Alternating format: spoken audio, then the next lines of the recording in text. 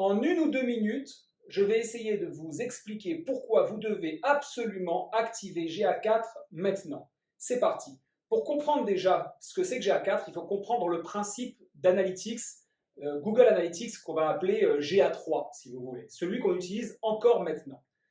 Ça sert d'abord et avant tout à savoir ce que font les utilisateurs sur notre site internet. Ça va nous donner très rapidement, pas perdre de temps, le nombre de visiteurs, le nombre de nouveaux visiteurs vs le nombre d'anciens visiteurs qui reviennent, donc ceux qui nous connaissent déjà. Ça va nous permettre de savoir le taux de rebond, quel est le pourcentage qui quitte le site dès qu'ils sont arrivés sur la page d'atterrissage. Ça va nous permettre de savoir quelle page ils ont visité sur le site, par exemple, etc., etc. Un ensemble de données qui nous permettait, tant bien que mal, d'optimiser notre business en ligne. Maintenant, d'où viennent les données sur Google Analytics? Ces données-là, elles viennent d'un code de tracking qui est placé sur l'ensemble des pages de notre site internet, en général via TGM, Google Tag Manager. Et à partir de ce moment-là, on avait ces éléments qui remontaient, qui nous permettaient de faire des statistiques, de croiser les choses, et c'était bien. Sauf que maintenant, il y a une énorme différence. Nous sommes en 2023, Google annonce déjà depuis 2020, l'intelligence artificielle arrive de plus en plus. Vous avez dû vous rendre compte que sur la toile, au niveau du digital, on parle énormément de 2 sujets. Un, c'est ChatGPT, d'accord, l'intelligence artificielle de OpenAI. Et le deuxième sujet, c'est effectivement GA4. GA4 qui change un petit peu la donne. Pourquoi? Eh bien justement, GA4, c'est avant tout un nouvel outil. Dites-vous que vous déménagez dans une nouvelle maison dont les dimensions n'ont aucun rapport. Même les plans standards de la cuisine pour votre électroménager, c'est plus du tout la même chose. Donc votre frigidaire ne passera pas dans l'emplacement frigidaire, votre lave-vaisselle non plus, etc., etc.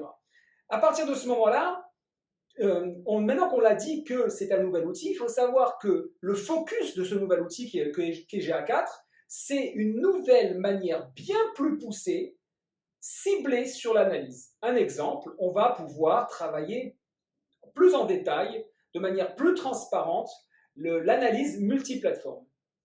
Très simple, vous faites la publicité sur différentes plateformes, on va dire Google, Facebook, Bing, YouTube.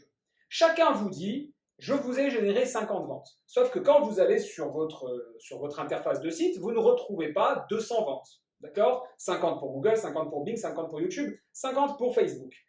Et bien maintenant, avec GA4, on va savoir de manière précise qui a généré, qui a eu une influence, etc., etc. Ça, c'est le premier point. On est sur une plateforme différente, focus, une nouvelle manière d'analyse. La deuxième chose, c'est que GA4 va partir sur une notion, c'est une démarche d'amélioration continue. J'ai pris ça à mon ami Bruno Guyot, qui en parle beaucoup, une démarche d'amélioration continue. Ça veut dire quoi? Ça veut dire qu'on le sait maintenant depuis plusieurs mois, que l'utilisateur ne vient plus taper un mot-clé sur Google et se contente de ça. Il va sur les réseaux sociaux, il va sur les avis clients, il va à droite, à gauche et il finit, en tout cas je vous le souhaite, de transformer soit par une vente en ligne, soit par un lead, etc. Eh bien, justement, GA4 va vous permettre d'optimiser le parcours client, l'expérience utilisateur, le copywriting, etc., etc. Et c'est là où j'en viens, c'est le quatrième point. Le troisième point, c'est l'importance de l'intelligence artificielle pour GA4. GA4 est fondé sur l'intelligence artificielle. On l'a déjà vu avec le fait que ça soit poussé dans Google Ads, par exemple, ou dans Facebook. Toute cette capacité de machine learning, d'apprendre par la data qu'il récupère. Il récupère une information, il la traite et il l'apprend par rapport à ça pour améliorer le résultat. Eh bien, GA4 va non seulement comprendre, mais anticiper les futures tendances. Et ça va être quelque chose vraiment de totalement innovant, puisqu'on va pouvoir se dire, bah tiens, dans l'attitude clientèle, on a des nouvelles tendances, on a des nouvelles manières d'interagir sur le site, voire même des informations qui viennent de la concurrence, ça on ne le saura pas, mais GA4 aura récupéré ces données-là et va nous permettre d'améliorer ce point-là. Dernier élément, c'est tout ce qui va traiter du RGPD, de la réglementation des informations qui sont collectées. Il faut savoir que jusqu'à maintenant, Google Analytics fonctionnait avec un système de cookies, et ça, c'est plus valable, c'est plus permis, en tout cas au niveau de la loi. Bruxelles bloque, le monde entier quasiment bloque ces données-là. GA4 est censé régler ce problème-là et être au niveau des lois dans les normes. Voilà, donc comme on l'a dit, Vous êtes obligé aujourd'hui de passer sur GA4. Ne serait-ce que pour le premier point que j'ai donné, c'est-à-dire le fait que ça soit un nouvel outil.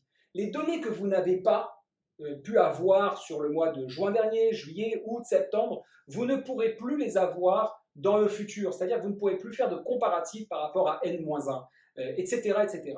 Évidemment, on pourra toujours avoir deux pages ouvertes, croiser les chiffres comme on peut, mais ça ne sera pas fonctionnel. D'autant que si je peux rajouter peut-être un cinquième point, c'est que GA4 va agrémenter la notion de rapport. Vous allez avoir l'occasion et l'opportunité de générer des rapports beaucoup plus fluides, beaucoup plus agréables, qui vont vraiment vous permettre de comprendre ce que fait l'internaute sur votre site. Si vous avez besoin évidemment des services de SEMSEO, vous savez où nous trouver, en description. Et sinon, bonne vente et bon business